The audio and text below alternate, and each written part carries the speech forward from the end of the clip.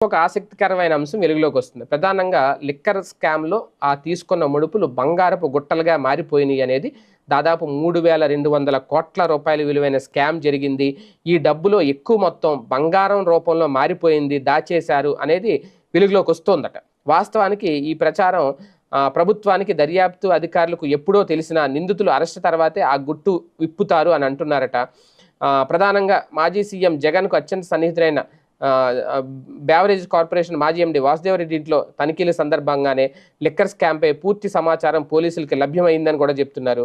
రాష్ట్రంలో ప్రభుత్వం మారిన తర్వాత కీలక పత్రాలను మాయం చేయాలని భావించిన వాసుదేవరెడ్డి అతి జాగ్రత్త లిక్కర్ స్కామ్ను బయటపెట్టిందని కూడా చెప్తున్నారు.